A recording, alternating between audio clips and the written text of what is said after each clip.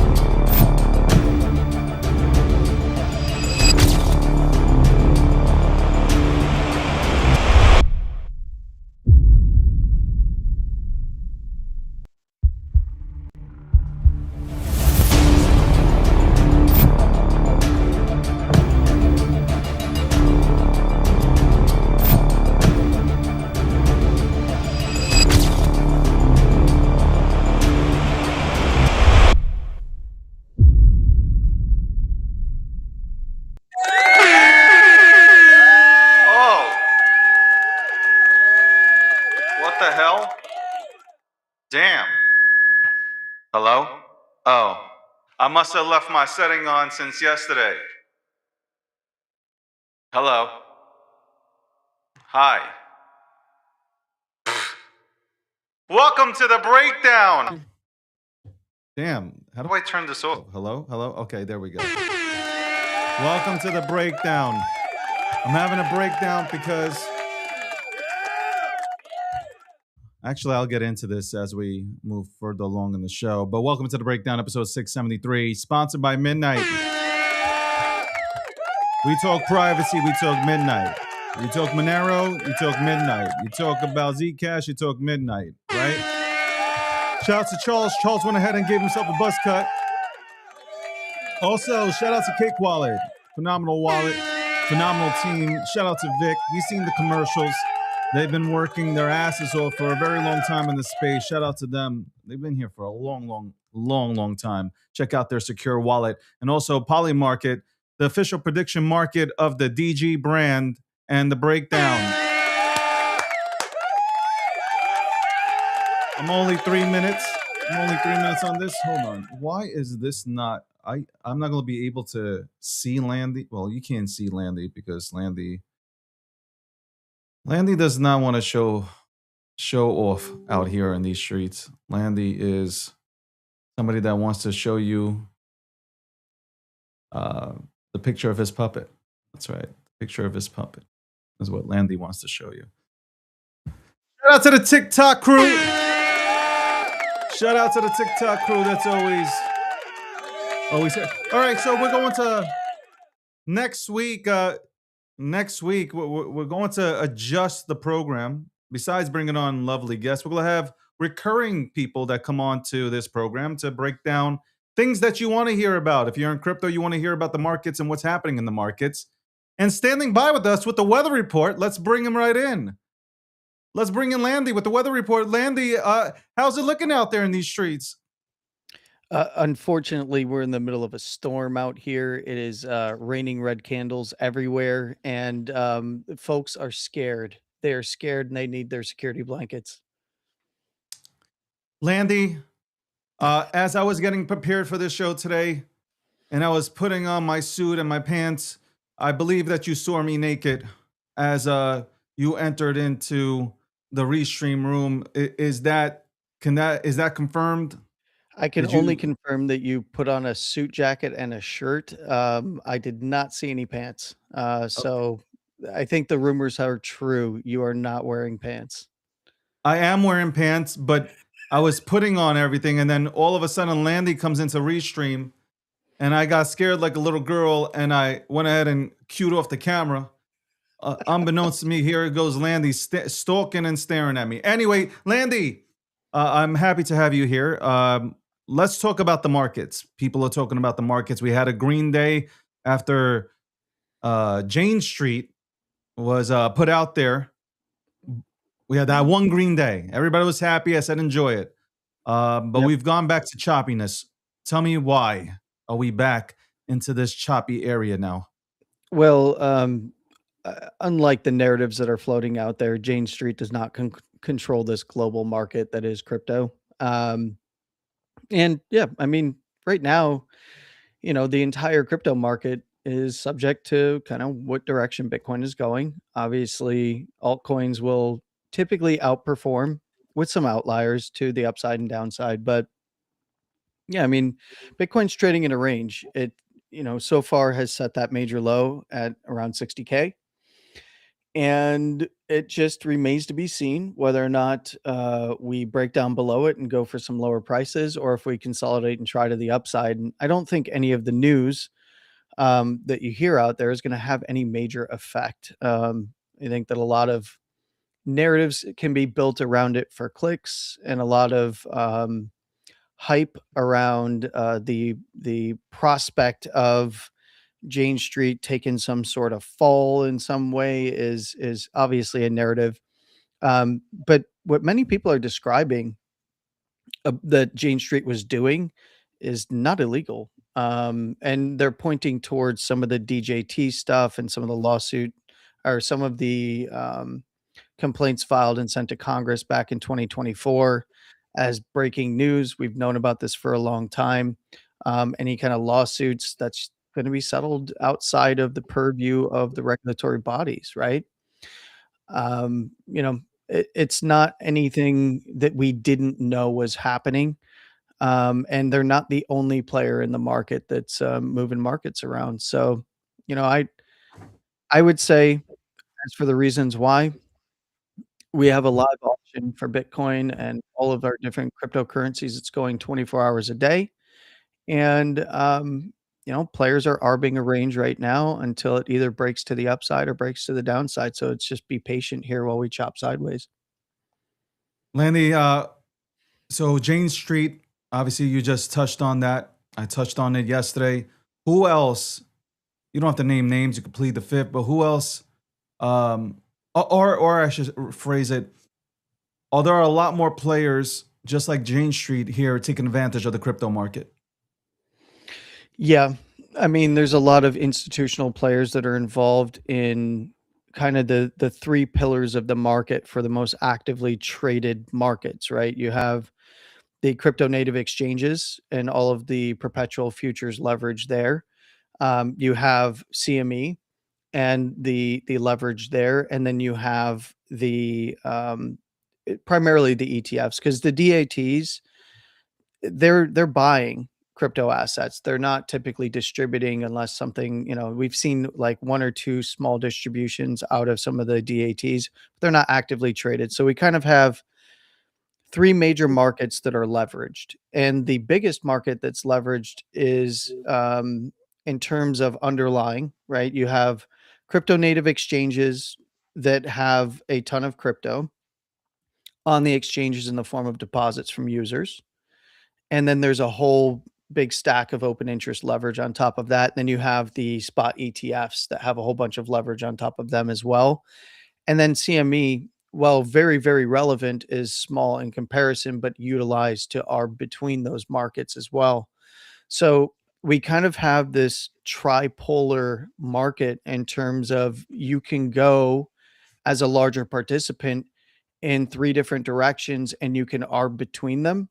And that's what all of the major players are doing. This is not something that was really unexpected either, right? They were already playing on the crypto native exchange side for quite some time prior to the launch of ETFs, but now it's, now there's many vectors for applying pressure in one way or another.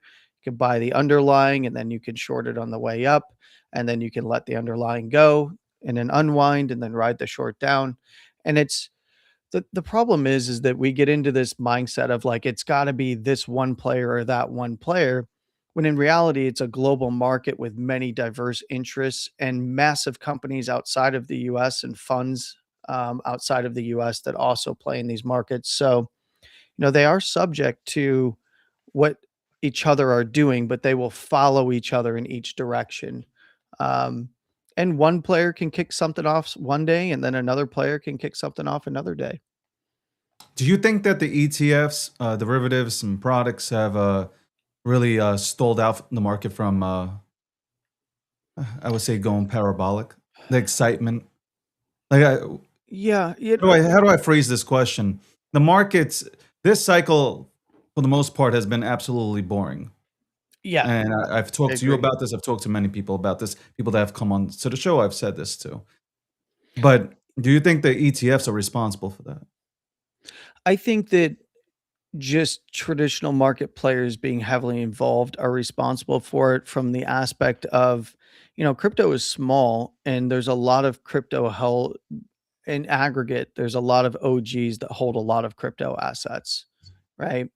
I use Bitcoin as an example all the time. And, we've talked about this, you and I.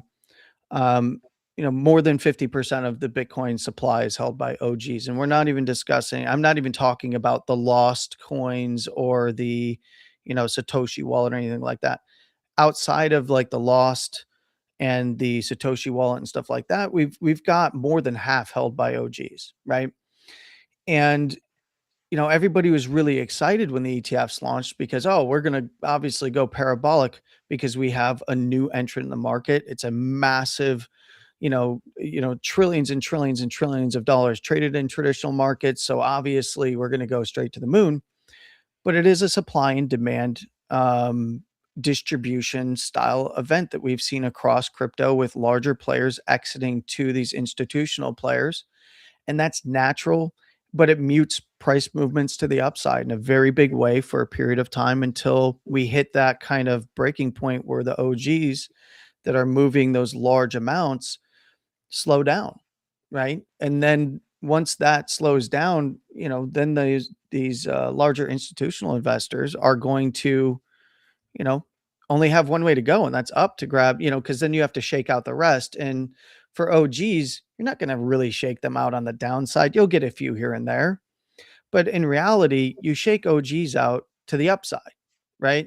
And higher prices. And especially they've been holding for a long time. You see crazy high prices. We're in the middle of a bull market. Oh, well, I'm going to distribute at these levels, kind of a thing. So I think that it's been negative in that regard, but I actually think it's a positive long term. Welcome to the breakdown, episode 673, sponsored by Midnight, also Cake Wallet and Polymarket. Wanted to ask Landy here. Landy will be Landy, you will be joining us every week. Is Yeah. this every week? I don't even know what we're doing here. Yeah, But I'll be here. yeah, at 12:15 p.m. Eastern Standard Time, everybody. There you go.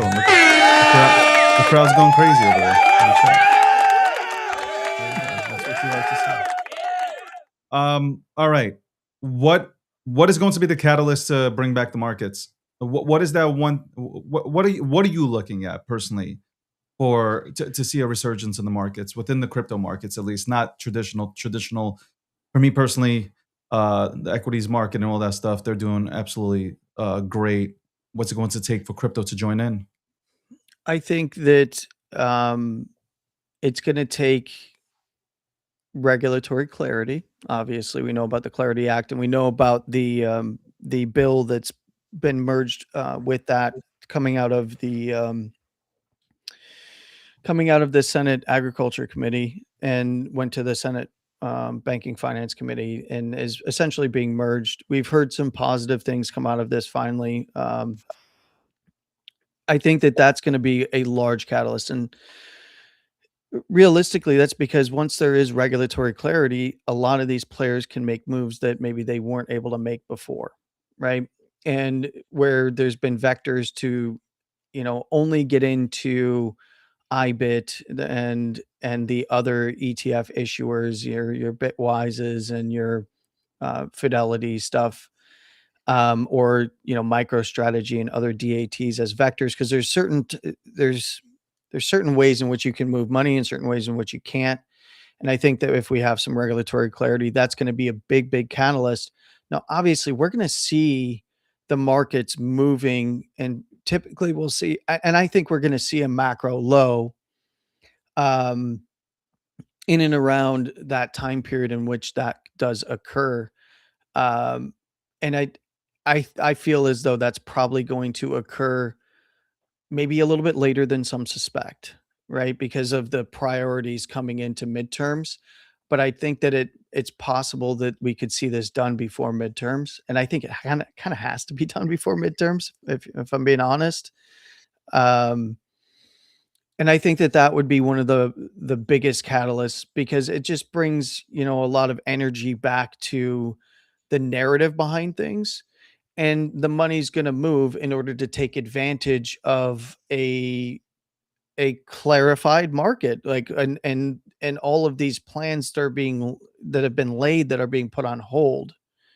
So I think that I think that's going to be the major catalyst. I don't disagree with most people that talk about that in that way. Um, but I do disagree that if it had come earlier during the actual bull market structure, I think while we might have went a little bit higher, I think we would have seen tops in and around when we did, just because of the way that capital is rotating within the global markets. We need a risk off move and then a risk on move, right? And right now we're starting to enter a little bit of this period where it's kind of risk off a little bit this day and then risk on again. I think we need a larger risk off move, capital parked, and then a big rotation back into risk on. Because no matter what Bitcoiners think, myself included, about Bitcoin, and no matter what people think about their favorite cryptocurrency, these are still seen by the wider market as risk on assets. As I'm listening to you break down the markets, of course, my monitors go off. We have 3 minutes left. Do you want to go ahead and show us something on your little chart over there that you have waiting in the background? Sure. I'm going to talk about something really quick here, and it's Bitcoin, right? Why doesn't he look at Ethereum? Why doesn't he look at Solana? Well, because where Bitcoin goes in general, your favorite coin is going to go, barring some outliers here and there. The big thing that I want to point out here is that we have a big volatile expansive move down to a consolidation or compression here. And one of the things that we're going to see is, if we're going to resolve this to the upside, we need to see close over close, price action. I do mean like closes on the daily here, which for the United States is a close at 7 p.m. Eastern, 4 p.m. Pacific, or 0 UTC for some of you out there that like to use UTC.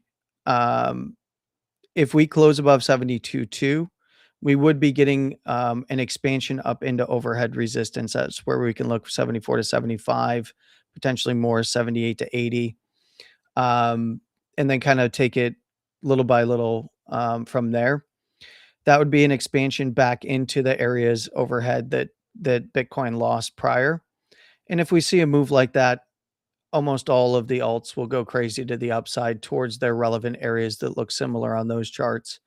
And to the downside, if we do drop the lows here, specifically around 62 and a half, I'm looking for a retest around 58 to 60 and then potentially mid 50s below there. If it does get continuation on expansion.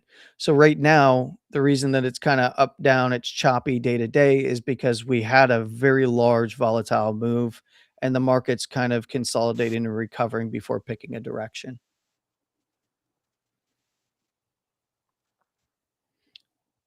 That's pretty much it. It's very, very simple, actually. Last thing before you go, Landy, I just want to ask you: are you excited? Am I excited? Of course. Excited You know about? what? Well, I shouldn't say that though. I know you're excited about Bitcoin. So let me just wrap this up and go towards the altcoins. Are you bullish on altcoins and them moving within let's say 2026, beginning of 2027? Where do you stand on that? All right, there's two scenarios. We start to form a bottom. I think there is a chance, if it's going to be a fairly short bear market, that we form a bottom locally from here for cryptocurrencies at the relevant levels. Like even if we get an expansion down in the next, couple of months towards, the mid 50s, low 50s for Bitcoin and the relevant areas for the rest of the altcoins.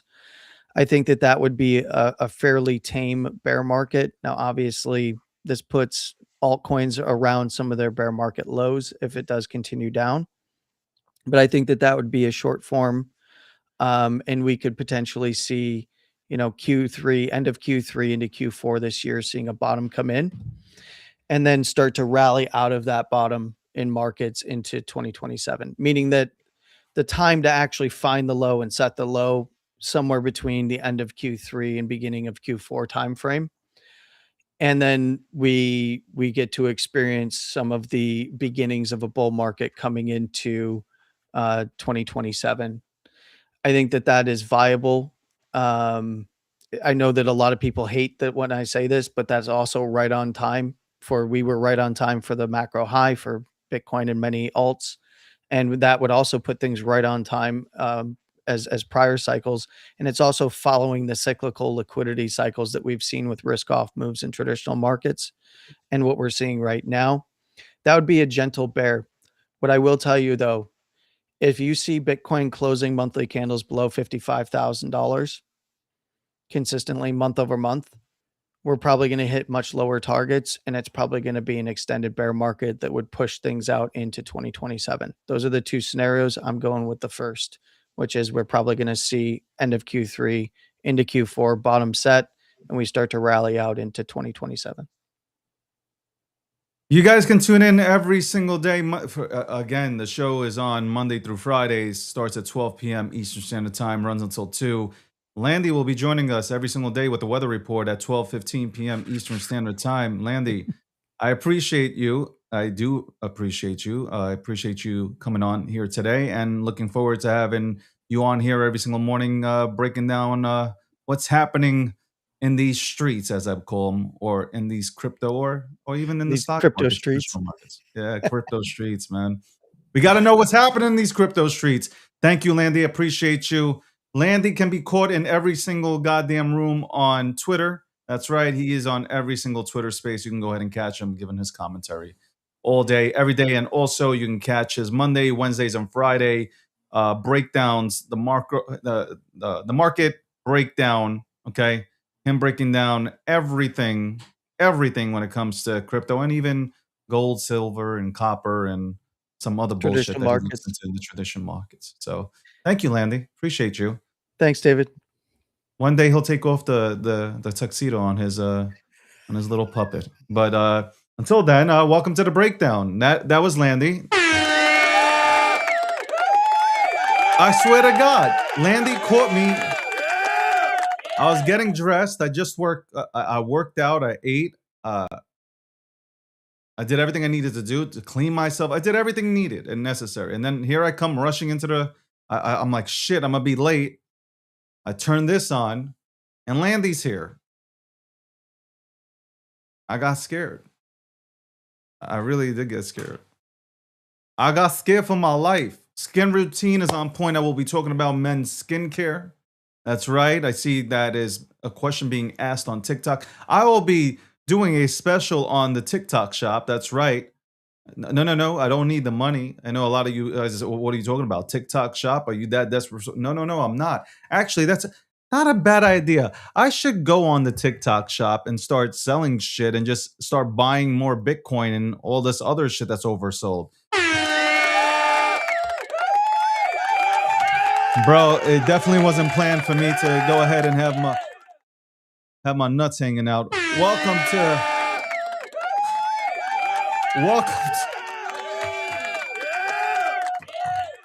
to the breakdown, episode 673. Again, Landy will be on from every Monday, Tuesday, Wednesday, Thursday, Friday. He will be on at 12:15 p.m. Eastern Standard Time to break down the markets. It's not just crypto, it can be crypto, it could be traditional. It's whatever we need to go ahead and talk about. Yeah, also tune into Landy's shows or Landy's takes. He does about 20 to 25 minutes Mondays, Wednesdays, and Fridays at 8:30 p.m. Eastern Standard Time. Check that out.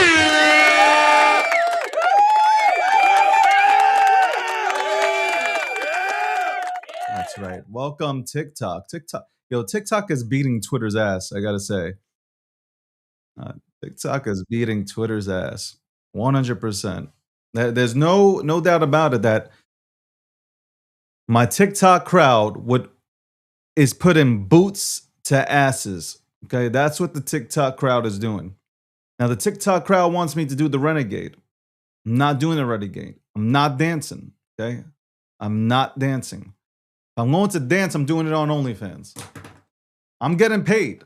Okay, I'm getting paid to do any of that shit. Anyway, welcome to the breakdown, episode 670. I was about to say 672 when it's 673. Sponsored by Midnight. Also sponsored by Cake Wallet and Polymarket. At 12:45 p.m. Eastern Standard Time, I'll be joined by Liv. Want to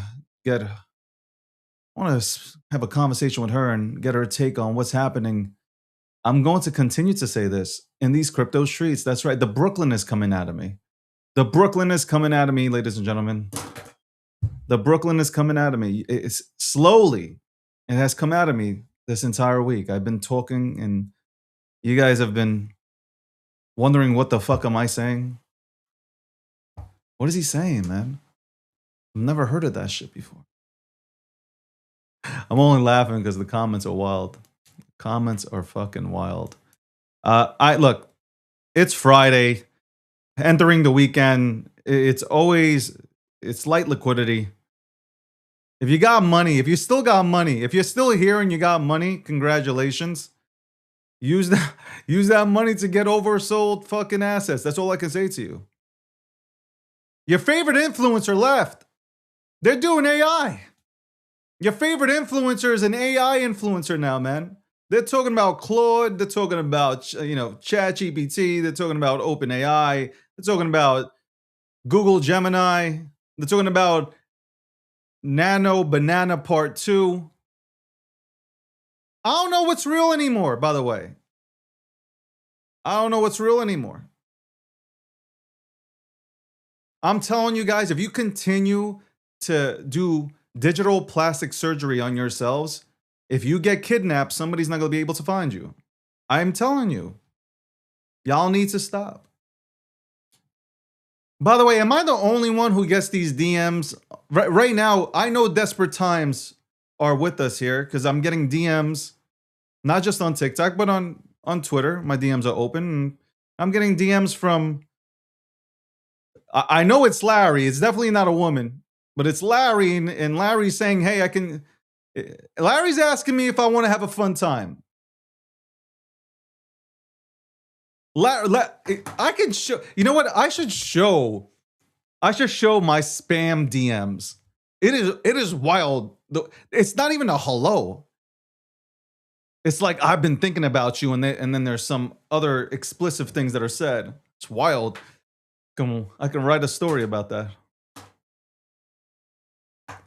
Shout out to TikTok. Shout out to Twitter. Shout out to everybody tuning in. Shout out to LinkedIn. My former coworkers, you tune in because I see you.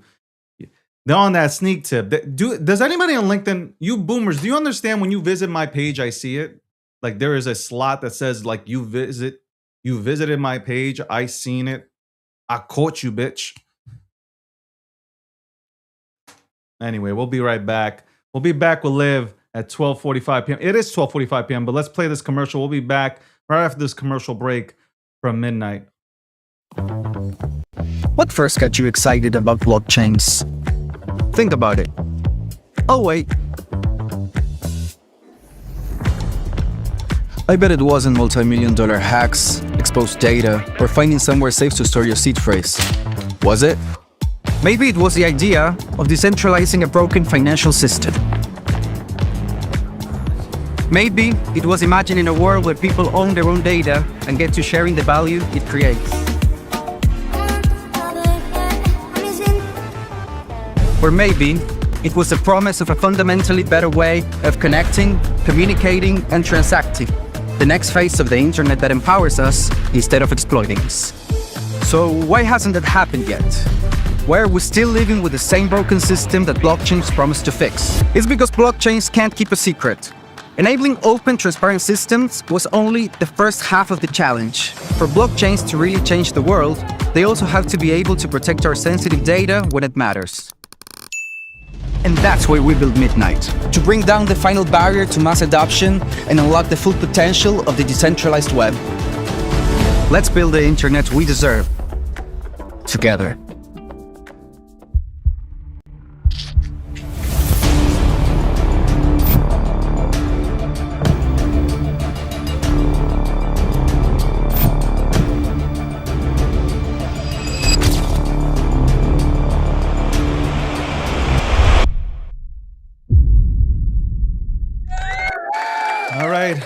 Let's bring Liv right in here, man.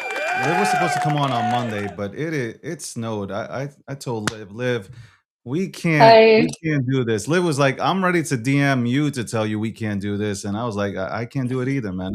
I got no connection or nothing. I got 30 inches of snow out here to figure out where do I go ahead and put this. But welcome to the show. How's it going?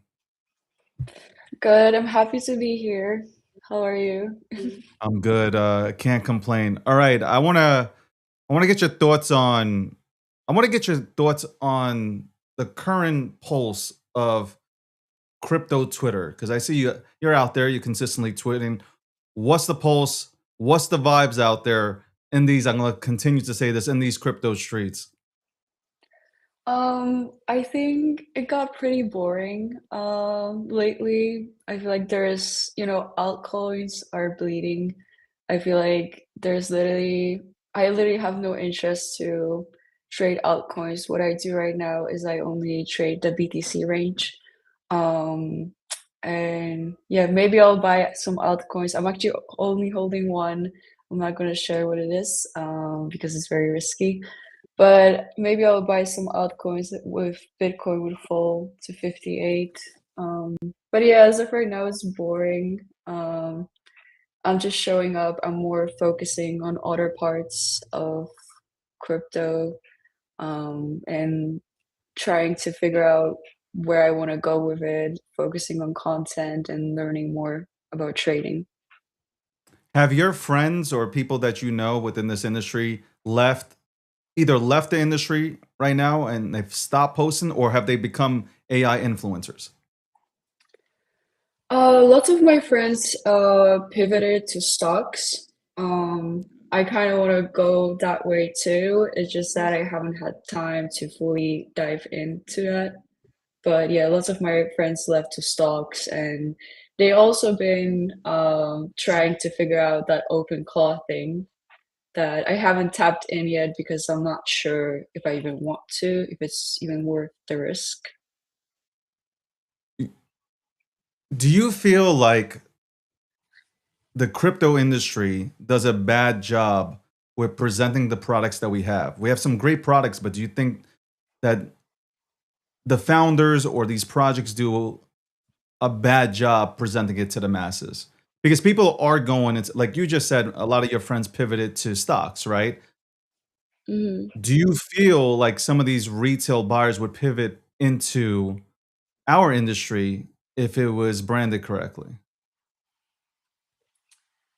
Um, I'm not sure if it's about branding or it's more about distrust. I feel like crypto is pretty new, and since it's a risk asset and there is a lot of distrust right now, because of politics, wars, Trump, Epstein files, I feel like people are trying to stay away from crypto, and that's why gold is now pumping, silver. Um, I think I think we're about to bottom and then people will find crypto attractive again. When it comes to crypto products, I feel like, there's a lot of companies dying, and when it's crypto, people are loud about it. But in reality, 99% of companies that ever existed died as well. So only the What best one will survive. what are you bullish on in this space? I know you're saying and you're thinking about pivoting to the stock market and traditional markets, but what are you Mhm. bullish on in this space? Because I know you're not going to entirely leave this space. Obviously, it's boring and there's Yeah. there's really not much happening. If you have money, okay, I guess you're buying whatever's oversold here, and you're buying Bitcoin. I guess at these levels, who wouldn't? Because like everybody was saying a few months ago, nobody thought we would see these levels again. So here's an opportunity to go Mhm. ahead and grab up some more. But what are you mostly excited about here? I'm not saying I'm not. I'm just trading the range. So like I'm trying to find opportunities whether we go up or down. I'm still bullish on Solana. I think that it has a great tech, even though there are some products that are just extracting like meme coins, and people feel very skeptical. But Solana still has very good tech. As of right now, I'm not holding any Solana because, as I said, I'm waiting for the Bitcoin to bottom, probably around 58, and then I'll buy in. Do you think Solana has the ability to go ahead and overtake Ethereum? Um, I would say so, but I'm just so bullish on Solana just because I use Solana daily and I hate Ethereum. I hate the tech on Ethereum. I started with Solana, so when I switched to Ethereum, um, I just don't like the experience, but tech doesn't always price doesn't always follow the tech, so it's really hard to say, but I would like that. Welcome to the breakdown, episode 673, joined by Liv. Icon Studio. Tell us more about that. I know that's in your bio. What is Icon Studio? Icon is a content creation studio run by DG and Orange. So basically, they look for brands to work with, and then they find content creators to basically talk about this brand if it's a fit. That's dope. Uh, you surprised me before I let you go. You surprised me by saying that you are pivotable. You're trading here in this range with Bitcoin, but when you said stocks, you surprised me by saying that.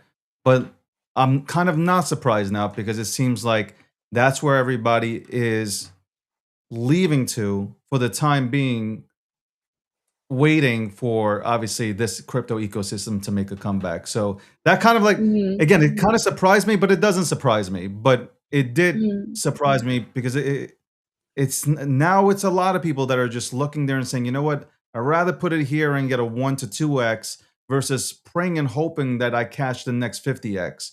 I mean, to me, obviously, I have Solana too. Pump Fund, I don't know if it's been, and maybe I'll ask you this before you go. I don't know if Pump Fund has been a benefit or a detriment to our space. What are your thoughts on that? Because the holding mentality is gone. People just hold for like 3 seconds and Yeah. they're gone to the next one. So I think meme coins were definitely better before Pump Fund. I made a lot of money on meme coins in the beginning of the Pump Fund era, but I feel like, once the friction is reduced and everyone can just launch meme coins, that creates just extraction because who people who don't uh, people just want to make their money quick and they don't care about the coin and they can do this anonymously. And yeah, I feel like it's been pretty extractive and I hope that will change. One last question, and I said one last question before, but one last question since you brought up memes. Do you think the memes make a comeback, Liv? And if they do make a comeback, which network really takes advantage of the memes? You Meaning, like, mean will it be network either Solana blockchain? or will it be Ethereum, which Oh, will lead the way for the memes?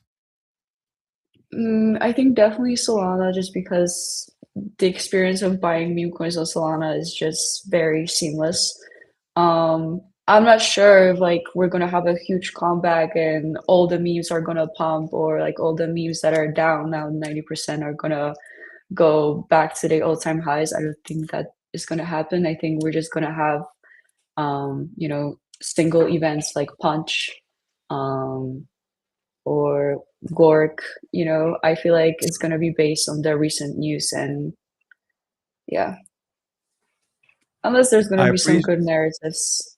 I think so too. I am bullish all the time. I am consistently bullish. I think this is a time, honestly, within the crypto space to buy. And it's not financial advice, but if I have money, I am buying oversold assets on the market. I'm not talking about I'm buying something off a pump fund that just came out. I'm talking about Yeah. things that have been out there for a few years. People who are building front face builders. That's what I'm getting into. So much respect to you, Liv. I see that you're out there, you're creating content, and I wanted to get you on the show. I'm happy that you did come on and you keep dancing, but charge them for seeing you dance, okay? But I definitely Hmm. appreciate you coming on. Thank you so much. I'm really happy I could be here. Thank you, Liv. That's Liv. You can go ahead and check her out. Her page, I went ahead and put an ad on her page, so you can go ahead and check her out. Um, she does good content. But you see, like here, she said she might pivot to stocks. Not that she's leaving crypto, but that's the same thing I'm getting from a lot of people. I might pivot. I'm in the markets already, but people are like, I might pivot to the stock market. I might go ahead and pivot to the traditional markets.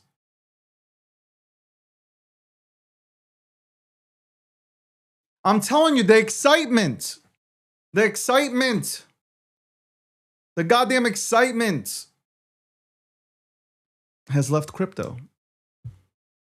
The excitement has left crypto. It has. When people are pivoting or thinking of pivoting to the traditional markets, I'm telling you, it's like people. What have I said? I said this to you. Okay, I'm better than Nostradamus. Okay, I'm better than Landy and his little, horoscope. His men's horoscope that he does. Like I am telling you that the feeling, that rush, that I can't go to sleep because I might miss something. And I'm not talking off of pump.fun. I'm talking about in general. I might miss something. That feeling is not here right now. Okay. We need some Viagra here. We need some Viagra to enter the building. That's what we need, ladies and gentlemen.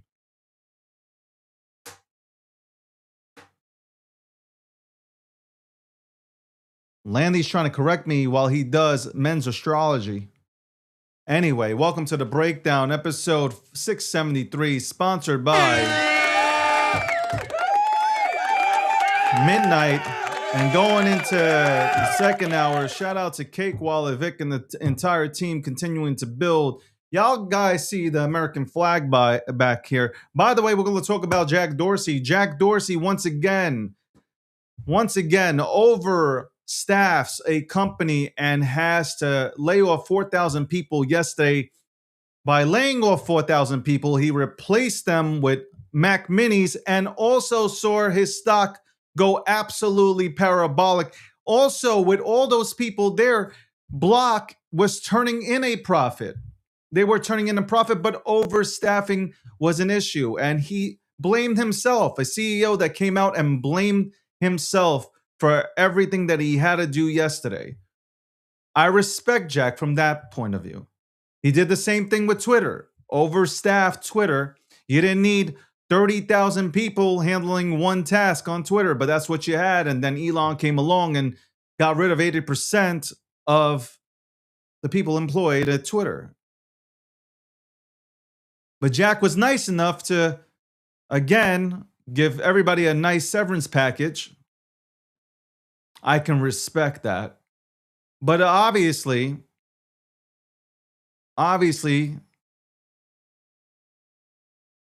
we see what's coming.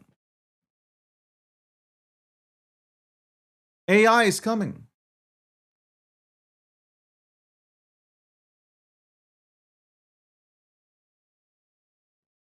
We see what's coming.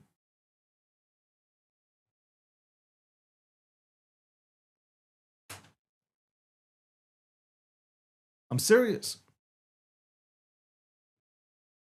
Right now, AI is able to do a job that an entry-level worker is able to do.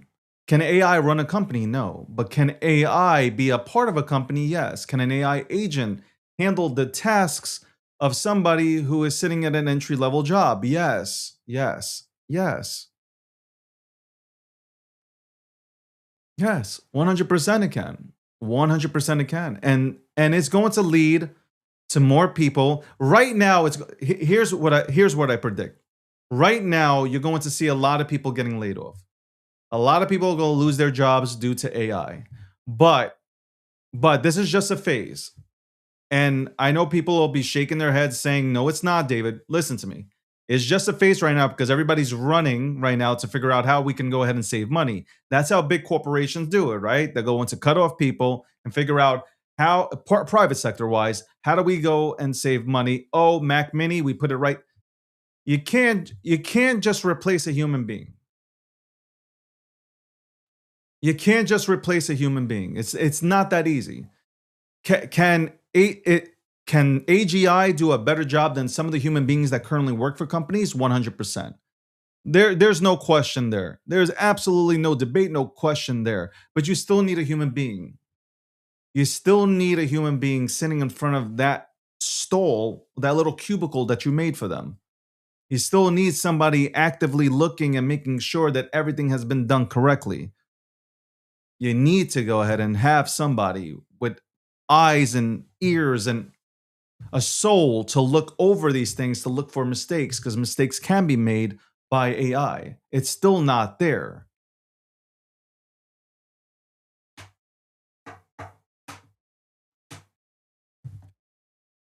Somebody on TikTok just mentioned Easy Pass. They're right. We used to have people in the toll booth. Now we have an Easy Pass. But it took time. It took time for that adjustment to happen. It didn't happen overnight. And obviously now with the Easy Pass, if you run, there's cameras to catch you. And if you obviously if the camera catches you and you didn't have an Easy Pass on you, they send you a bill. And the bill is a little bit more than what you would have paid if you would have had your Easy Pass. But that's why I can't see. I can't see what is being put out there happening now. And what's being put out there is everybody's going to get fired. 80% of the workforce is going to be laid off, and you're going to have 80% unemployment. Crazy.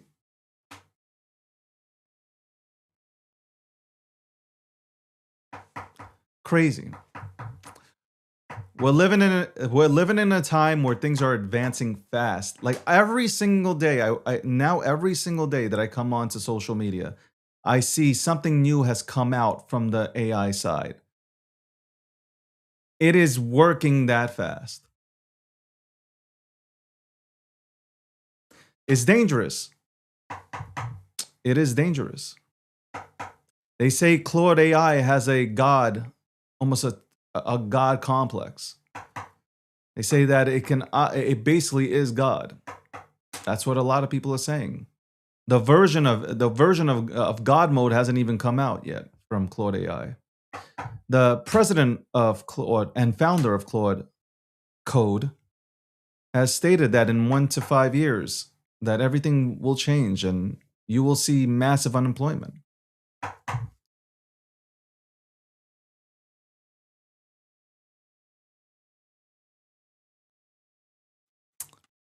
You got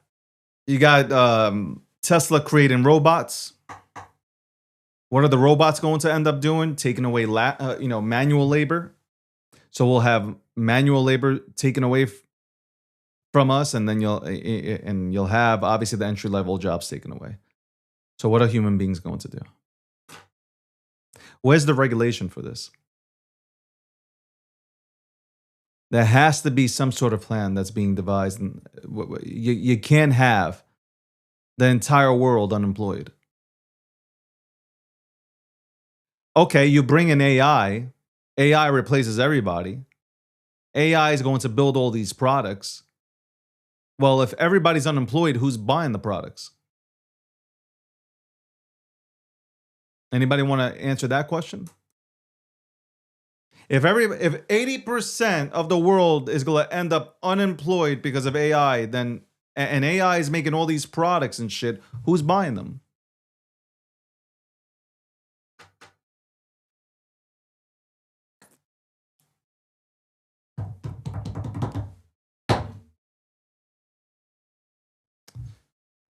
Welcome to the breakdown, episode 673.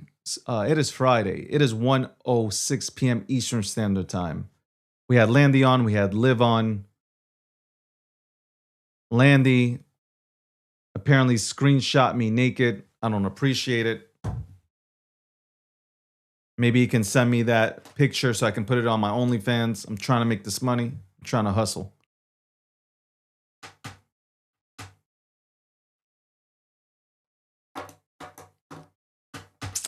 Liv came on here, and I want to bring more of the younger generation on, right? I want to bring the younger generation on, and it's catching me off guard because she came on here and she said, you know what?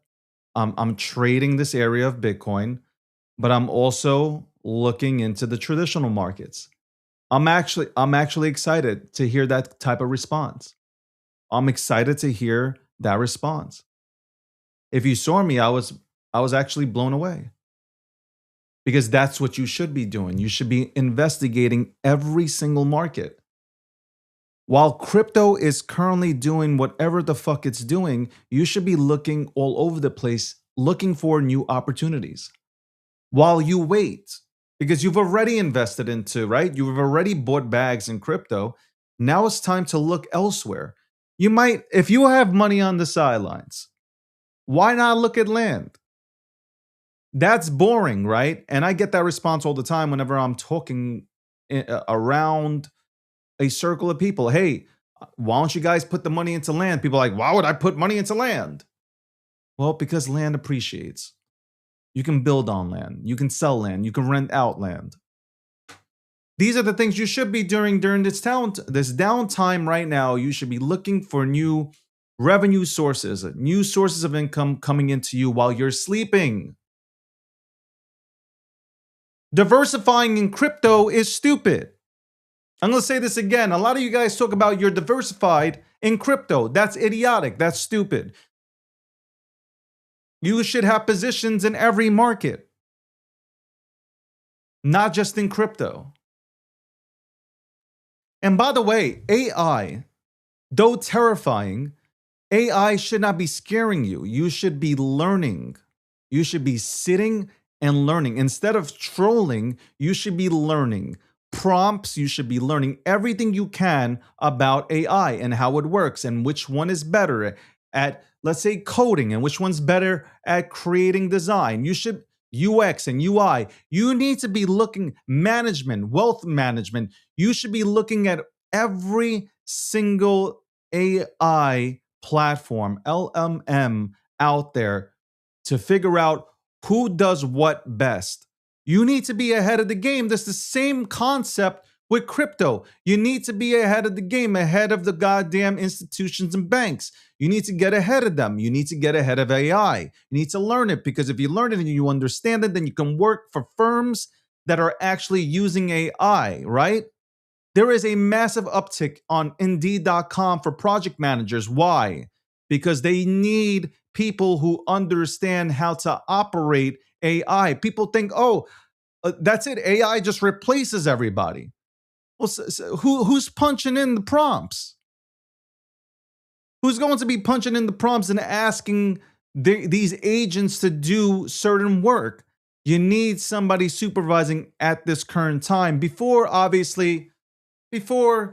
AGI develops a conscience. And who knows if that ever happens or not, but I think it does. I've seen a lot of movies, and I believe movies are real.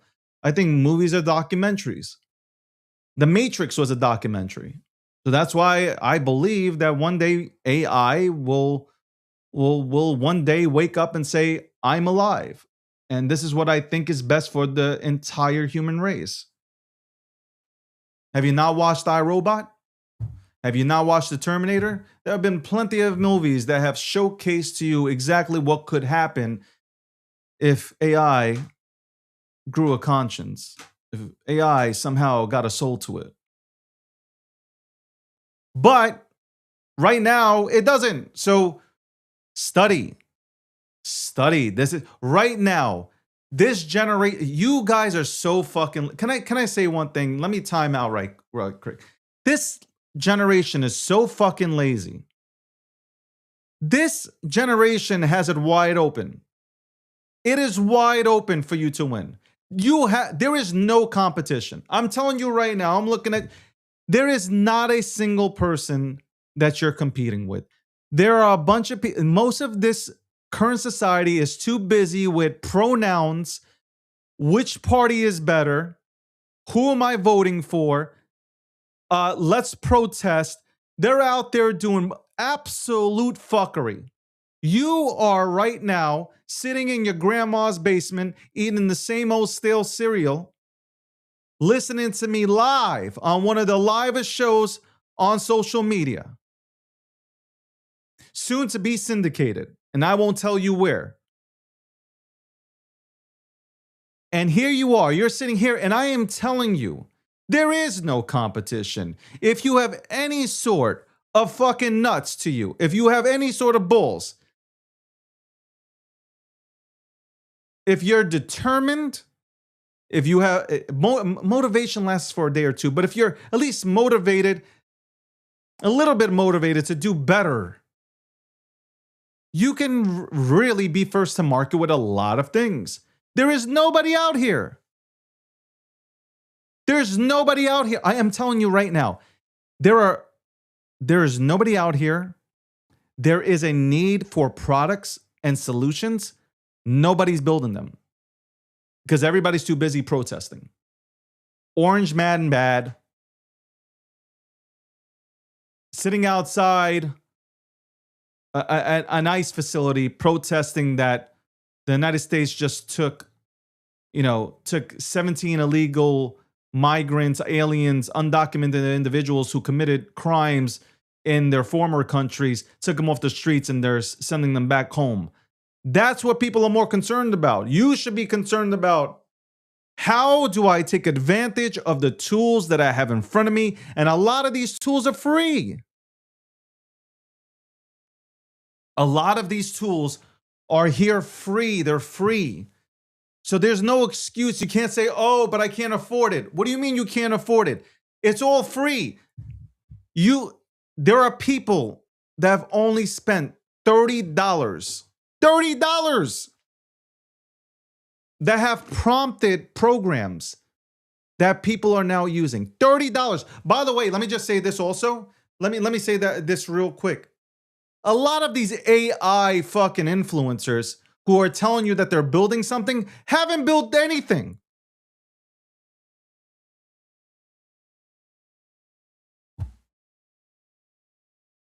Everybody's on here telling you what AI is doing, what the new prompt is, or what it can create and how advanced it got from yesterday. But they're not using it to build. They're using it to gain an audience and then using it to become a sponsor for OpenAI. You guys are missing the boat. I don't want to do any of that stuff. I want to use AI and AI agents towards my benefit to build out my brand. That's what you need to be doing. Most people won't listen to me because most people don't like money. Most of you guys are allergic to money. And then for anybody who calls me Jewish, right? And for anybody who says, well, the Jewish people run the world and the Jewish people hold all the money, then why the fuck aren't you listening to me? Why wouldn't you be listening to a Jewish man on a microphone at 1:15 p.m. Eastern Standard Time on The Breakdown, which is sponsored by Midnight, which is also sponsored by Cake Wallet, which is also sponsored by Polymarket, the official prediction market sponsor of the DG brand and The Breakdown. You talk about the Jews, then you might as well listen to the head Jew. We'll be right back after this commercial break.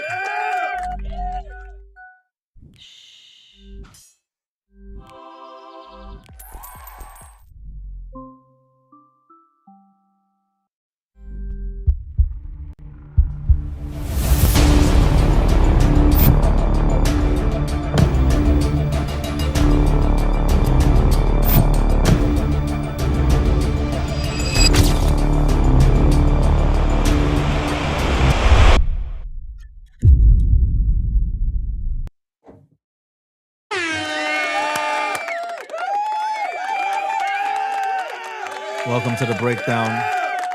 The most sexiest man in media is back. The Breakdown, episode 673. You tune in. A lot of people tune in because they get value from the information that I present. A lot of people tune in to see my face and do absolutely things that I do not want to discuss live on air. A lot of people tune in to me to get my take on politics. Because you know I got takes on politics. A lot of my haters tune in just to watch me talk about, well, the liberals and the Democrats. They tune in to see if I'm going to mention or am I going to say anything about people wearing nose rings and doing the septum piercings and pronouns, which I do not. Listen, man, look. I have a lot of Democratic friends, man. I have a lot of friends that are liberals. Man, you know what? I need to stop because I'm going to get canceled. I've said some things that. Anyway, book of the week, ladies and gentlemen. Book of the week. Let's go with this one. Okay, Never Finished. David Goggins, Never Finished. That's right. Go ahead and cop this book. Really good book. Maybe, just maybe, you guys will go ahead and motivate yourselves to do better in life. I don't know. Maybe that book would motivate you. Never Finished. From the New York Times best-selling author of Can't Hurt Me. Unshackle your mind and win the war within. A lot of you guys are battling yourselves. A lot of you guys are battling. No, David Goggins. We are going to get David Goggins in 2026 because David Goggins is an inspirational figure. That man is inspirational. Every single time I am working out, when I'm lifting or I'm running or I'm doing something within the gym area, the moment that I feel like I'm going to stop, I hear Goggins in my ear saying, "You're a bitch, keep going." And I am just like, you know what? I'm gonna get who's gonna carry the boats. I start lifting like nobody's business. I don't stop. I don't stop lifting at all. I keep going. I can't have David Goggins call me a bitch in the gym.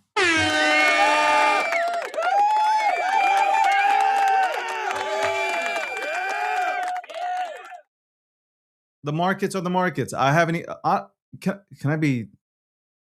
I am more. I am more interested in AI right now than I am in crypto, and that's. I'm being absolutely honest. That's not saying I don't buy crypto. It's just like the enthusiasm isn't here. And at the same time, I like watching the grifters, which there's nothing wrong with it. Hey, if you're a grifter, there's nothing wrong with it. If you're a grifter, give yourself a round of applause.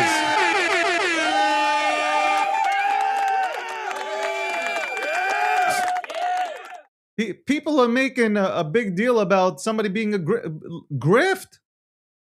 Grift away.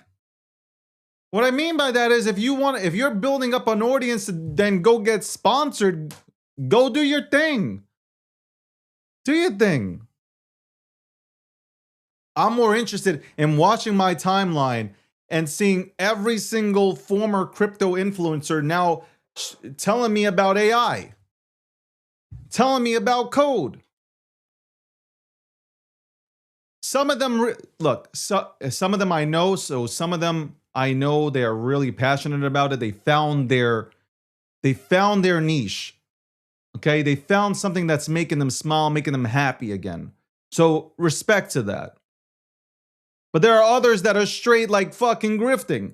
I've seen people just copy and pasta the same fucking message and tweet it out.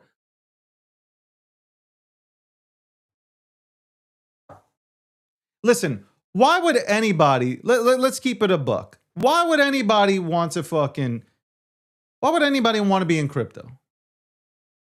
Look, I tweet something, I get fucking bombarded by meme tokens that were just created fucking 13 minutes ago. People are telling me it's the next coming. Yeah, for the last 3 days, I've been shilled by some hybrid sheep that had sex with a cat, and it has a weird name. Bro, y'all run out of ideas. You fucked up the economy so bad, you guys don't even know what to call anything anymore. Fucking months ago or years ago, I said, like, you guys have run out of names, so now you guys are heading towards the grocery store, going down the product line to try to find a new fucking name for a fucking meme. That's done because you used up everything.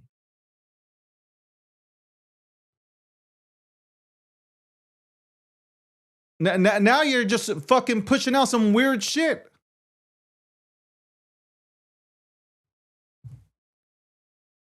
No, nobody's trying to get in. Nobody's trying to get into this shit and get destroyed.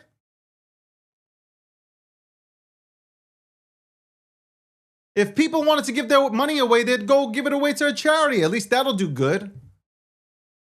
Guys, if you're playing this meme shit right now, I'm telling you right now, if it's not like a real lore meme type of OG shit, and you're just chasing some random shit, take your money, because you've had so many losses, take your money and donate. There are plenty of really good causes that you can donate to, rather than playing these fucking markets. Rambo says, apparently a Zionist lies all over the place. Some shit like that. I don't know.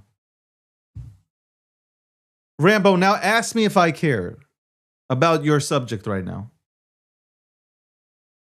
You know what I love when people talk about Zionists and Jews? They're like, you're a Zionist. And like you sit back and you listen to these morons. You're a Zionist.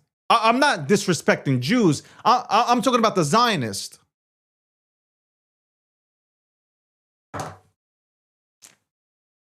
It's funny to hear morons speak at times that contradict themselves.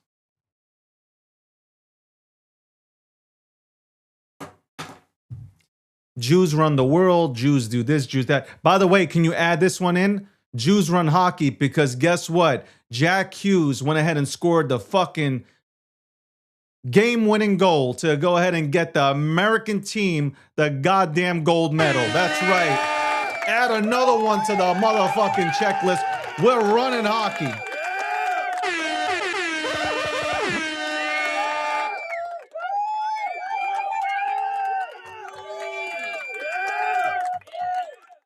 We are running hockey. There you go. How you like that? How you like that? God bless America. You know, it's crazy. And I'll go right back into crypto and politics, but this is a little bit political. When people say Zionist, a Jew that was born in the United States of America. By the way, the anti-Semitism it's at an all-time high. But at this point, it's just like when everybody starts doing it, it's just like, yeah, you missed the top, or you are the top. Like you just I mean, it's whatever. Nobody really gives a fuck. I'm telling you seriously. Like probably a year ago, it was okay, a thing, I guess. But now it's just like, okay, whatever. You guys are calling yourself goyams. I'm just sitting back. I'm watching people just like, okay.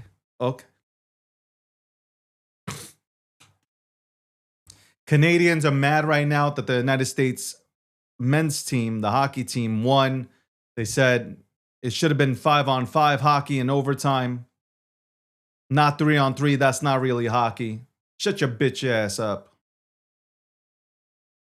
Because if you would have won, if the Canadians would have won, there would be no discussion about 3-on-3 hockey. It would have been like, we were the better team. And you were the better team. You have better players, but we had determination. Listen. How do you think America was won, man? We had a bunch of farmers with a bunch of pitchforks that went to battle with the strongest army on the planet. And we beat that candy ass. It's all about determination. It's all about determination. Who wants it more? The talent is nothing. A lot of you guys don't understand this. That's why you're poor. You think because you're talented, you deserve something. A lot of you guys don't make it in crypto, don't make it in life in general because you think you're owed something because you're talented. Because you got A's in school. Because you were a good boy in school, a good girl in school. And you were on the honor roll. And your parents are rich. You think you deserve something. You deserve nothing. You are owed nothing. If you are not going to put in the effort, you are getting zero. People who have less talent than you put in the effort, and that's where, like I love how people start judging people who are on top. They're like, how is this person?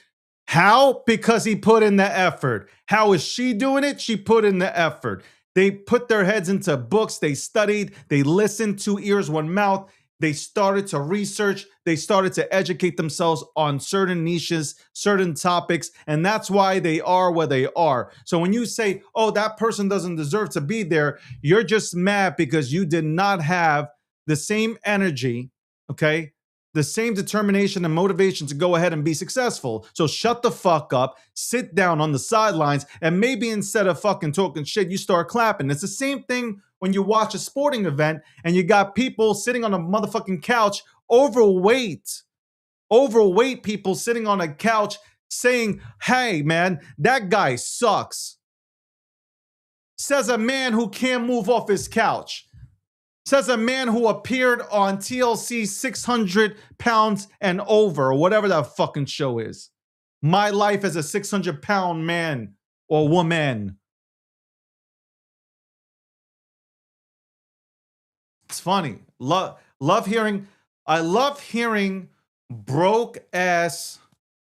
Is it broke ass, unmotivated, has done absolutely nothing in their lives? People saying that person doesn't deserve something. That person got lucky. No, that person made their own luck. Okay. God doesn't pick and choose. God gives you the same playing field. Okay. God gives you the same opportunity. Somebody's going to say, no, he doesn't. Some people are born in this kind of situation. Some people are born in that situation. You know what? I'll tell you something. People that are born in low poverty usually make it out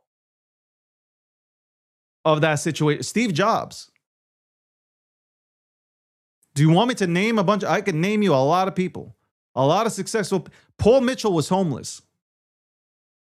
Paul Mitchell was homeless, and now he's a billionaire. Mark Cuban didn't have millions of dollars. He knocked on people's doors. He was motivated to make money. Every single person who is, in your eyes, successful in this world has gone through shit to get there.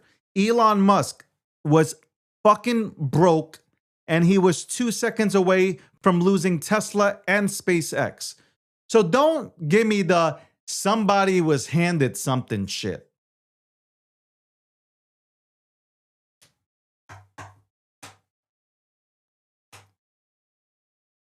The people, most people that tell you people were handed something are probably on welfare, are probably on the SNAP benefits program.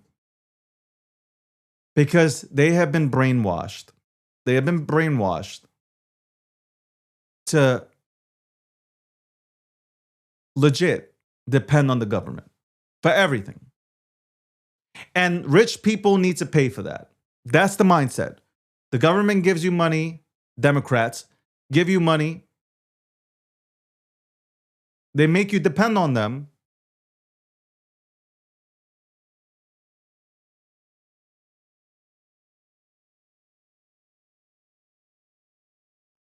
Welcome to the breakdown. It's Friday, man. It is Friday. You know what happens over the weekend. We might see crypto go up, but there is no liquidity here. The books are thin, especially on the weekends. So don't get too excited. Don't get too excited. I have said for the longest time that I believe Q1 2026 is when we will start moving upwards. I will still stand on that. I really believe that. And I believe that if you have money on you right now, if you have money on the sidelines, that I think it's a great opportunity to get in.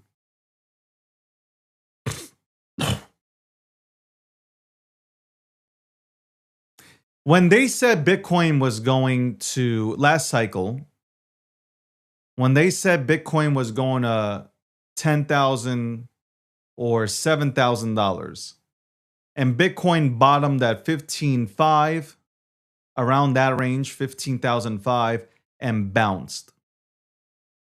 How many people were left on the sidelines? A lot.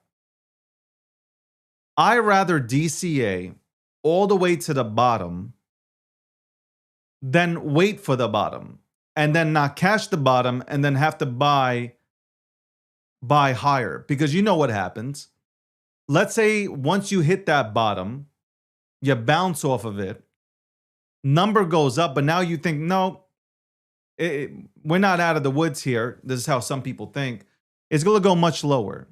And now it's $20,000 up. Now you're buying $20,000 higher. Now you're absolutely mad. And because you're frustrated and mad, now you're into making bad decisions. You know what I like doing? I like not making bad decisions. I like having peace of mind. I like laying down, going to sleep at the right time. I like my hair. I like it black. Okay? I like my hair black.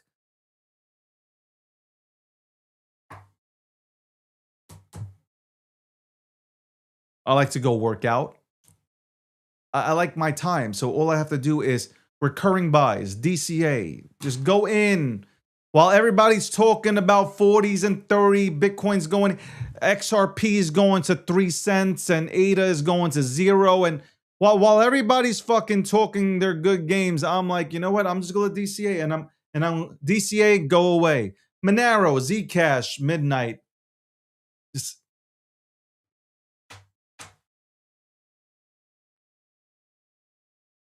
that's it.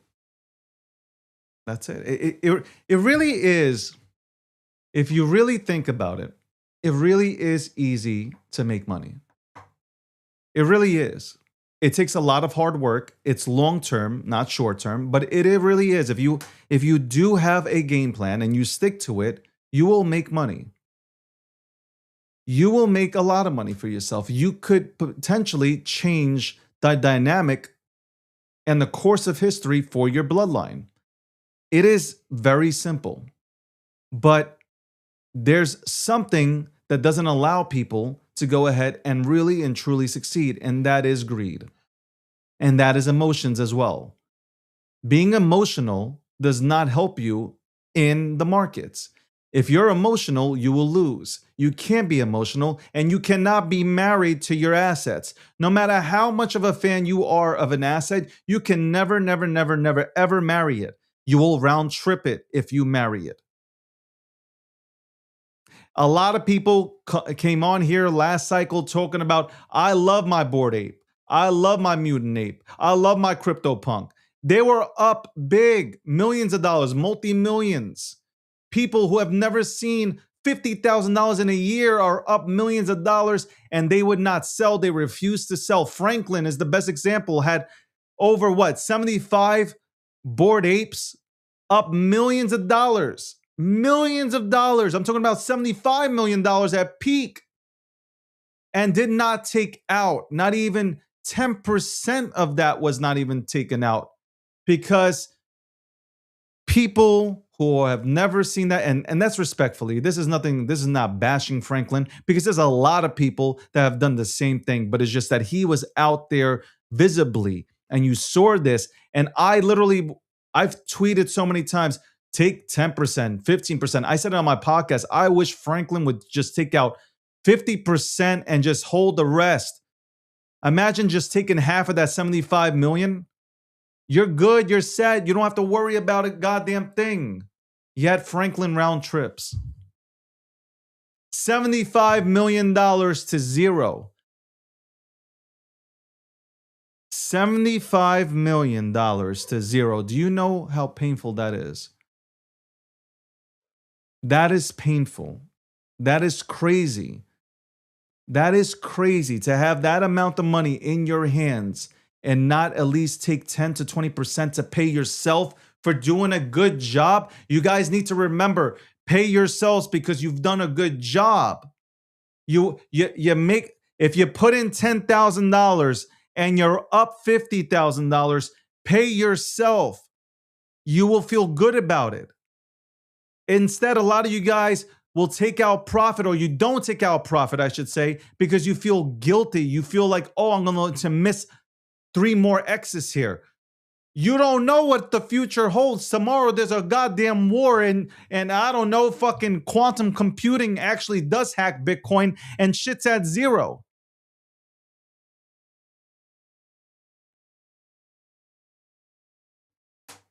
You know, people who are smart listen to people who have gone through it. They listen to people who have experienced it, and they learn from their mistakes. They learn from other people's experiences, and they learn those mistakes, and they don't make them. They try to avoid them. Those are smart people. Like right now, as I speak, and there's a whole audience watching me speak into this microphone and speak into this camera today, I would think you would take away something from these conversations. Why show up here every day and not do something that can change the course of history for your life? Don't come to this show if you're going to just sit here and do absolutely nothing with your lives. If the only part of this show you're excited about is to come here to listen to me rant about, let's say, politics, about how the liberals go out on mainstream media and just talk about Trump is the next coming of Hitler, and that's fucking stupid to say, and that's disrespectful to the Jewish people and shit. I get it. If that's the type of thing that you want to go ahead and tune in and listen to, then you're not really doing nothing with your goddamn life.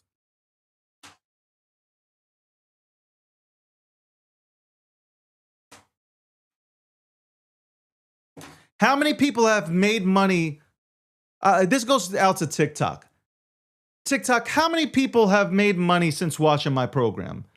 Because if you've come here just to see me be the most electrifying media personality that has ever hit social media or its platforms, that has ever gone onto a microphone and looked dead straight into a goddamn camera, and you know you can't fake this motherfucking energy. If you just come here for that,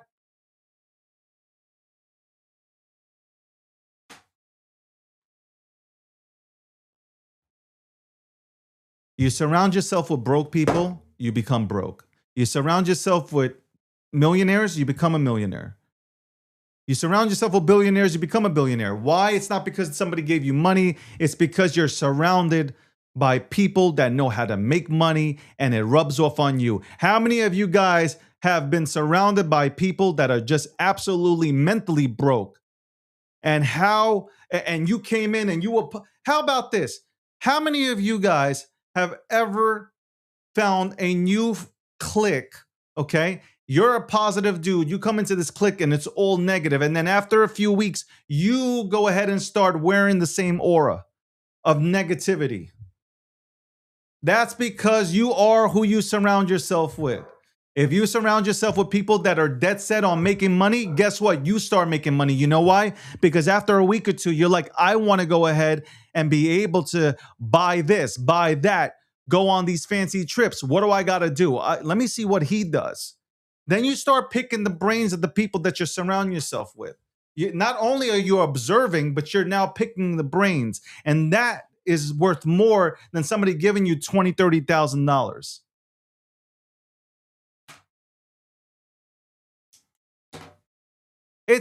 And I'm telling you, life is really that simple. You make it difficult. It's not that you were given the harshest circumstances. No, you personally make it difficult. Okay? You personally make it very difficult for yourselves. Remember, you can say whatever you want, but yeah, can the education get better? Absolutely. Education could get better. Education, without a doubt, could get better. But everybody has opportunities to go to school, right? And now, forget about school. You all have the opportunity to get onto a ChatGPT for free, a fucking Claude for free, a Gemini for free, okay? And you can go ahead and research topics to make you fucking smart. You can get a whole fucking education on these AI fucking platforms. So you have no excuse. You could have said some shit 3 decades ago, oh, it's not fair, this, that. No, you have every opportunity. If you have a phone and you have a connection, Wi-Fi or 5G connection, LT, whatever it is, then you have every single advantage that the next person has, regardless of what neighborhood they live in. If you really want something badly, you're going to get it. But people that don't want shit, they want to blame others for their fucking failures. I've never blamed anybody for failing. You know why? Because it's up to me to succeed. It's not up to somebody else to make me fucking wealthy. It's up to me to win out here. It's up to me to build shit. It's up to me to go ahead and research the dog shit items that I've gone into and that I got rugged on and dumped on. It was up to me to do that. These are lessons. These are not failures. These are lessons for what else is to come, the bigger things that are to come. Sometimes we all fail, everybody, including myself. I don't want to say fail, we learn. It's not a loss, we learn. And for those who learn and understand that loss, air quote, was a learning lesson, not to switch up their game plan, but just to adjust, they win. They win. They always win. I've adjusted plan A constantly. I don't have a B, C, or D game plan. B, C, D game plans are for losers.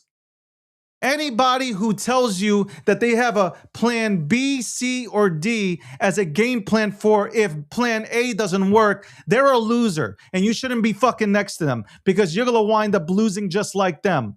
Nobody who's been successful has another course of action. They adjust the plan. Okay?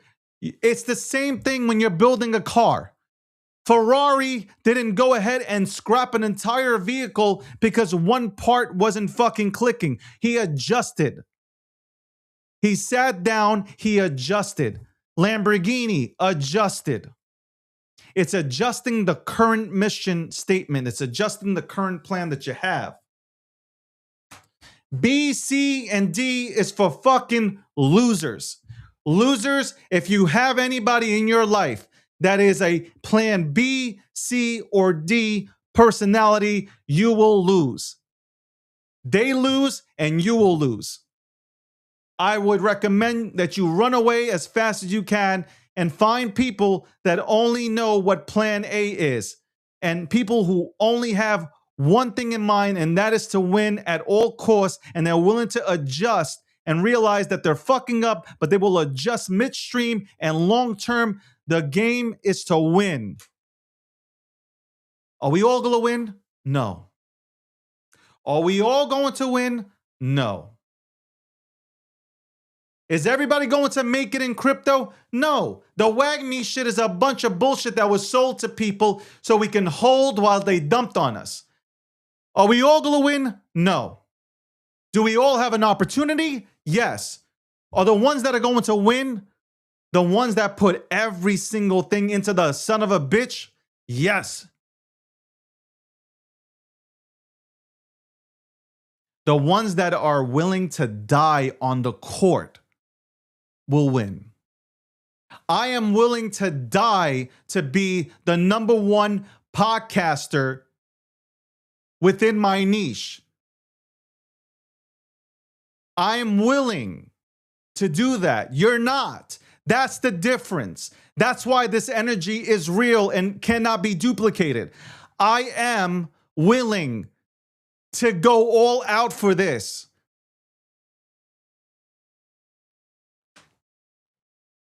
When I go and I get into Bitcoin or XRP, whatever it is, I understand, I have done enough to understand that I am putting myself in a better position. Is it a 100% that I'm going to win? No, nothing's guaranteed. Life isn't guaranteed, okay? Nothing is guaranteed. But I can say that I put myself in a wonderful position to possibly win out here. And that's all I want, is the opportunity to have that position to win. So while you guys and you pathetic people go out and protest meaningless bullshit events, while you guys get paid by the Soroses and all these people to protest, while all you guys get brainwashed by these liberal professors to do absolutely nothing with your lives, what are you learning in college right now? Nothing. You are learning how to protest and hate somebody. That's not learning. That is not going to elevate you to new levels. That is not going to break your family's generational curses. That is not going to break your bloodline's fucking streak of being absolutely miserable and broke. You are in an era where you can become a millionaire if you're really just fucking focused. That is it. And there are plenty of people that you can use as examples. There are 13-year-olds making millions of dollars. There are 15-year-olds making millions of dollars, okay? There are kids that are making millions of dollars playing Fortnite. What is your fucking excuse? If you have excuses, a lot of you guys have excuses. You got excuses for everything as to why you're not making it. It's his fault. It's her fault. He didn't let me. She didn't let me. He was holding me back. Nobody can hold you back if you want something. Nobody can hold you back if you want to be great. God put you on this goddamn planet to be great. God doesn't have favorites. God favors everybody. Welcome to the breakdown, episode 673.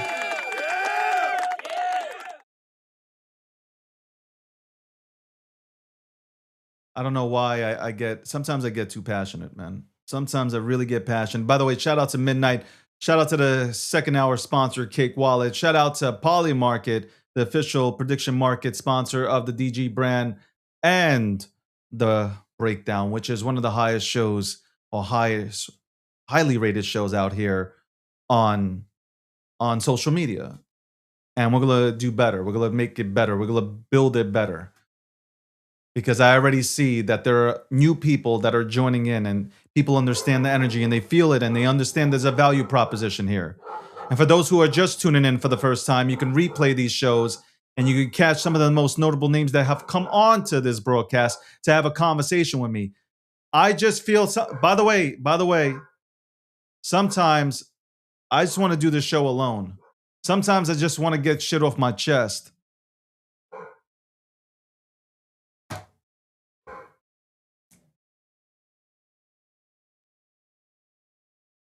I watch, and this is not, I hope you guys, I don't apologize for anything I said, by the way. I hope you guys take this seriously. People think that I fat shame people. No, I don't, I shame people. I don't shame people. I just tell you that it is not good to be obese. It is not good to be anorexic. Corporations make money off of you for being both anorexic and obese, okay? They got products to sell you. Seeing billboards in Times Square of big people and people who throw up every 5 minutes, that's not healthy.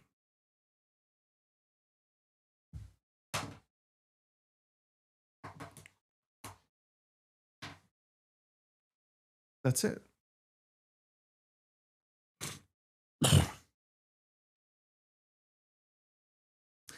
I don't have to do this, by the way. I don't have to talk about these subjects. I can just report the news and break down crypto. You want to talk about crypto assets? You want me to talk about Hedera? You want me to talk about Ripple? You want to break down XRPL and what it does and how it benefits everybody? You want to talk about Bitcoin? You want to talk about Bitcoin and how Michael Saylor is about to buy 90% of the supply? You want me to talk about all these things? I have no problem doing so. Sometimes I just want to talk about life and why people are just sitting there and doing nothing with this opportunity that we do have here, which is weird to me. I'm watching people do nothing with the opportunity that you have right in front of you, right in front of your face. You have an opportunity to be so fucking great, and you have one life to live. What do you want to say when you're 90 years old, 95 years old? What are you going to say when you're up in age and life is coming to an end? What will you say if, God willing, you get to live that long and you're in a goddamn nursing home, okay? And you're sitting back and you're thinking about life. Have you taken those vacations? What are you doing right now? You know, the biggest thing that bothers me is that people take things for granted. Like today, here's life. Every minute that goes by is the past. Like, that's it. Just now, I just said just now, that's in the past. Time is currency, one of the most expensive currencies in the world, and you can't get it back. Like, you can't get time back. So why not play with your time? Why not, like you guys are doing with AI, right? How you guys are trying to not use all your API tokens and shit. Why aren't you doing the same thing for life and time? Why aren't you making sure that you're learning off of others and not going the same route where they have failed? That is my biggest pet peeve with the current society that we live in. Why have so many tools and not apply some effort into bettering your life, knowing that that is the way as long as you have passion and a plan and you're determined to see it through? Some of you guys still live with your parents. Turn around, look at your parents. They're slaving away. Your parents are slaving away at jobs. Don't you want to retire them? You are in a niche right now that has trillions of dollars. You are brand new. Everybody pretty much is brand new. Even though we've been around 16 plus years, it's still all brand new. It's still all brand new. You can still do amazing shit here.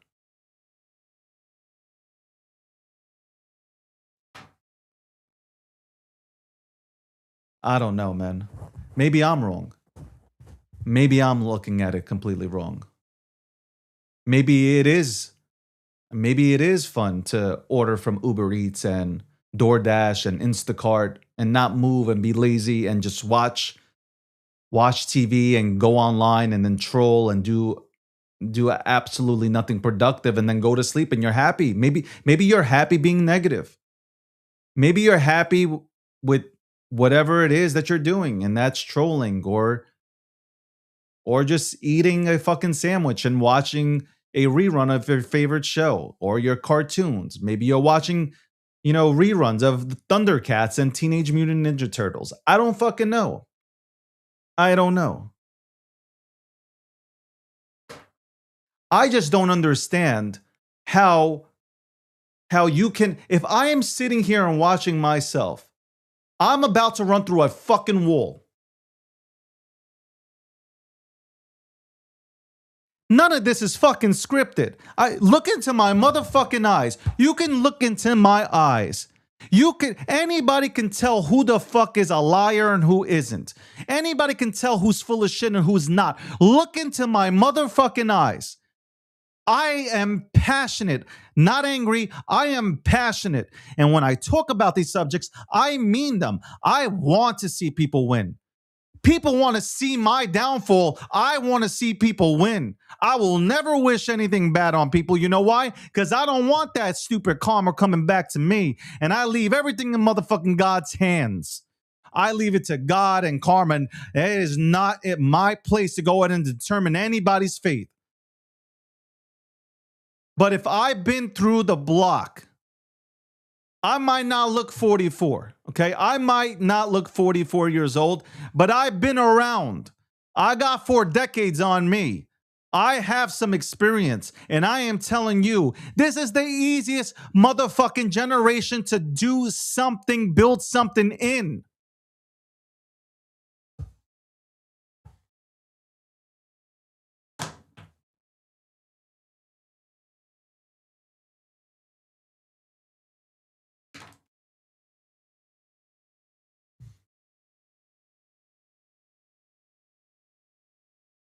Don't waste away your lives. That's all I got to say. Don't waste away your lives. You don't have the time that you think you have. Maybe that will hit you hard today. You don't have the time that you think you have. And that is the problem. You think that you have this infinite time at your disposal so you can do it tomorrow. And I'll work out tomorrow. And I'll do that tomorrow. And I'll do that later. I'll catch up with that later. I'll do it next week.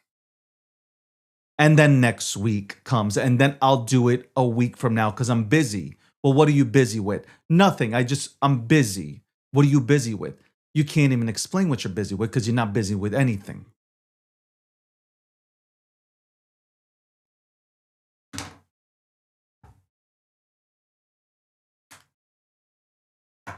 If you're watching this show today,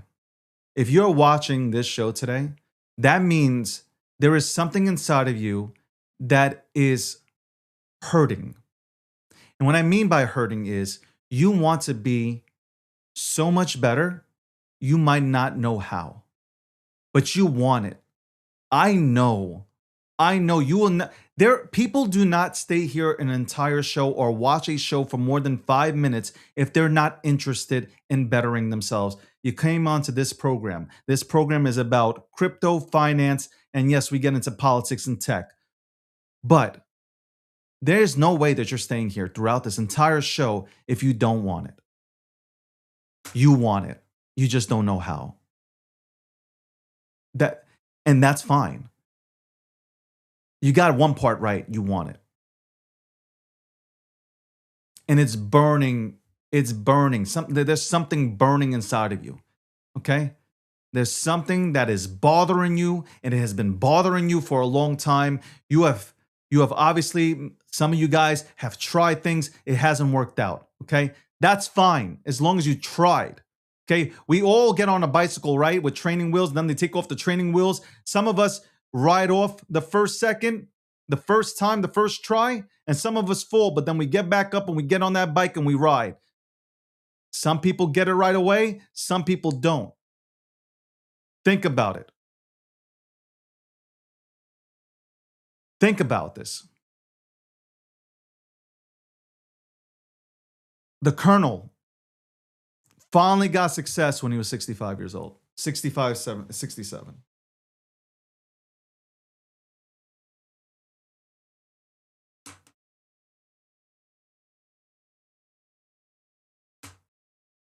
Right?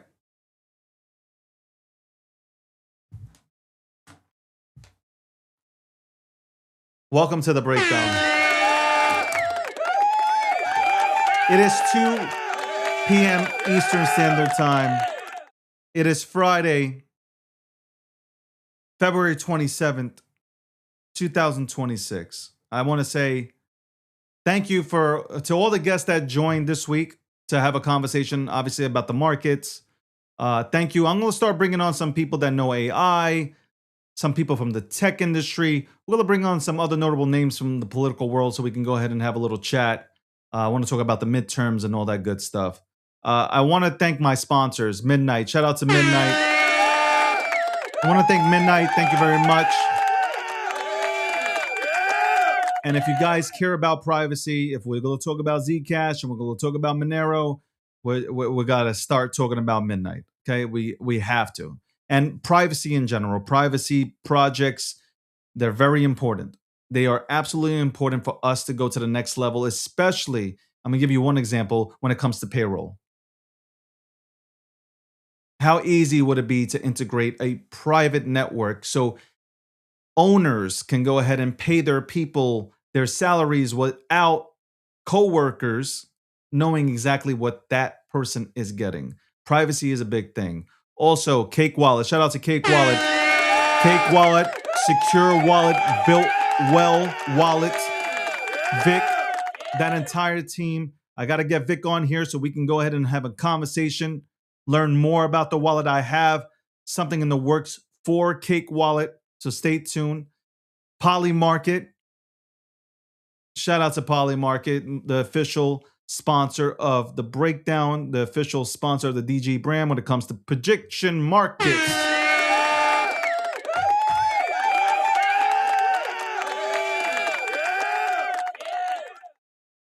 I don't have a quote, but I will say that I see some of the people in the chats and they're like, pray for this, pray for that. Hey, listen, if you know me, I hate war. I hope the wars in the Middle East come to an end. I hope we can one day, all of us, regardless of where we are, regardless of our religions, I hope we could just all sit down one day. It's a time that I remember as I was growing up, New York City kid, growing up in New York City. I grew up in New York City where we all, diverse from different fucking backgrounds, were able to have conversations. We're able to celebrate each other's cultures, okay? We were able to have conversations and have friendships that still last till this day. It doesn't matter which party you're a part of, Democrat, Republican, Independent, whatever. I say it all the time. Doesn't matter. We are Americans, American citizens. Proud Americans, should be proud Americans, proud of this flag in the back, proud of our military, support our veterans that have done everything to protect us. And I say that all the time. Protect us and our rights and our freedoms. God bless all of us. God bless all of us. And I hope you take something away from this. I hope you take something away from this today. And that is, you can be better and you can do better. Okay? Trolling me doesn't make you money. Trolling me, not liking me, that ain't gonna make you money. Well, you don't have to like me, but if you listen to some of the things I say and you get some value from it, you can still not like me, but still be profitable. So, like, at the end of the day, though, take something away from these programs. Take something away from the guests that come on here. Take something away from all this stuff that we have here and better your lives. Retire your parents, retire yourselves. Go live your life because, again, you don't have this infinite time that you speak of. You don't have infinite time. Time is currency, and that currency is precious. So at least do something with it. Shout out to Tech for moderating the chat. I don't know if Fran was in here, but shout out to Fran as well. Shout out to everybody who tunes in. TikTok, much love to you. You guys show up every single fucking day. Shout out to the silent lurkers on Twitter. Thank you very much. My two biggest audiences. And I'm going to dominate Facebook and Instagram as well. That's coming. Everything else, whatever. YouTube, I should probably work harder. I should probably tell people to come on to TikTok, but I don't. You know what it is? I want my own separate audiences from all these different social media networks, okay? I want the TikTok audience to be the TikTok audience. I want the Twitter audience to be the Twitter audience. I want the YouTube audience to be the YouTube. You get where I'm going with this. And maybe one day when Restream can allow everybody to go ahead and participate on a goddamn conversation and everybody can see themselves chatting from all the social media platforms, maybe it'll be a grand old time. Anyway, guys, for those who are down on their luck, by the way, money comes, money goes. That's all I'll say to you. Okay? And if you need somebody to talk to, reach out to somebody. Mental health is important.